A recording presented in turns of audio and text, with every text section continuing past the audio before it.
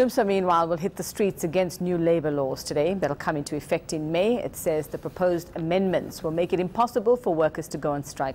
Let's talk about this some more now. We're joined by acting Numsa spokesperson Phakamile Hlubi-Majola. Phakamile, good morning. Thanks for your time and coming in as you should be preparing for your march this morning. So on Human Rights Day, obviously you've chosen this day to make a point. What is that point? The point we are making is that workers' rights are human rights.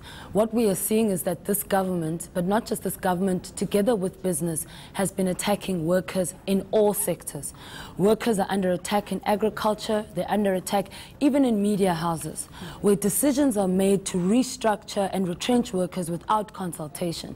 And that's why Numsa is joining together with about 21 other pro-working class organizations to fight back against the changes that the government hopes to implement by changing the labor laws. Those laws will include, for example, the introduction of a national minimum wage of 20 Rand per hour, as well as the fact that they now want to limit the right to strike. They are directly attacking our constitutional right to strike. They want to create a cheap labor pool of African labor, which will not be able to bargain through striking for better conditions. And it's really important for all workers, including media workers, to get behind this campaign. Phakamile, I suppose the ordinary person sitting at home is going to wonder, how do these laws actually come into being? Who makes these laws without consulting the very people who are affected by them? Well, this is precisely the problem that we have, and we've registered this already as a problem. The state says that because these negotiations took place at the level of NEDLAC, where you have trade union organizations like FEDUSA, COSATU and NACTU present, that they have now consulted the working class. That is blatantly incorrect. Those that are, in fact, workers who represented in organized labor, now I'm talking all trade unions, only represent about 24% of the working population in South Africa. The majority of workers are not organized and are not part of any trade union formation. So for the state to claim that they consulted, that's a lie. These laws are going to affect every single worker. Imagine, from the 1st of May, the state is saying that your contribution to this network is worth 20 Rand per hour. The 20 Rand per hour minimum wage is a benchmark for low wages, and that's why we reject it. We're not saying that we're opposed to a national minimum wage.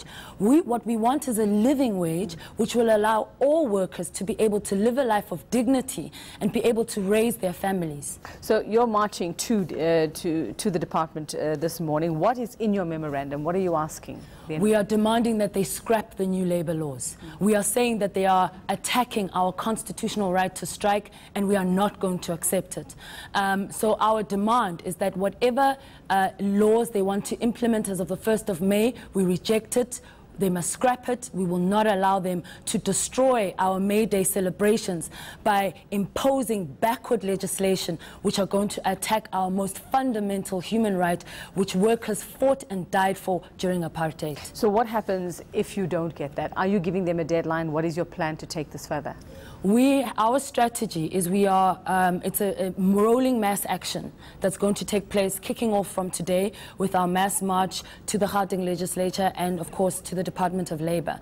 SAFTU has agreed for a general strike on the 25th of April. They've obtained a certificate. So the 25th of April is a day when all workers in every sector should go on strike. It's a protected strike. No boss can discipline you for going on strike. And we urge all workers, whatever your issues are, to utilize that certificate and use it as a way for them to highlight their issues, their pressing concerns in the workplace.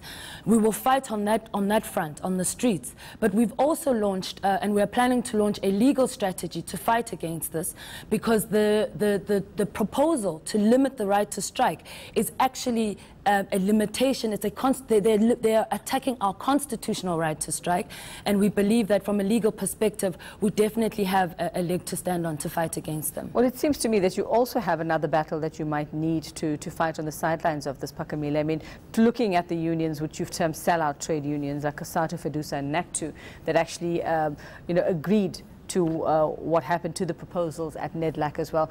You would imagine that in a country like South Africa, you would more or less have most of your unions representing workers on the same page. Is it not time to look at your relationship with these unions, and for these unions to look at their relationship with one another and come together for a common cause at some point? Well, we maintain that it was the leadership of those unions that sold out, they sold out their own members. The leadership of these unions were not thinking at all about how this is going to affect ordinary workers and their families.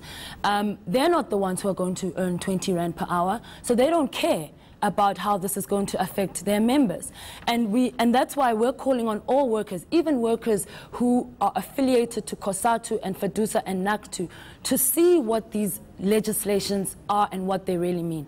Our experience, having participated in the consultation, this fake consultation process that the state embarked on with regards to these laws, was that it was very clear that ordinary workers don't even actually understand what these laws are and what they mean. And that's why it's become very important for us as organizations that have come together to educate workers, make sure they understand that this is something that is going to affect all of them, and that it is in their best interest, all of us, to unite behind this banner and fight, because ultimately we are all going to be affected if the state implements these laws on the 1st of May. Okay, so the message will be clear at 10 o'clock this morning from Mary Fitzgerald Square all the way to the Department of Labour. All the way to the Department of Labour. All right, thanks. We hope to see you there. Me? Well, okay, well, acting Numsa spokesperson Phakamile Hlubi-Majola just updating us on that march scheduled to happen at 10 o'clock this morning.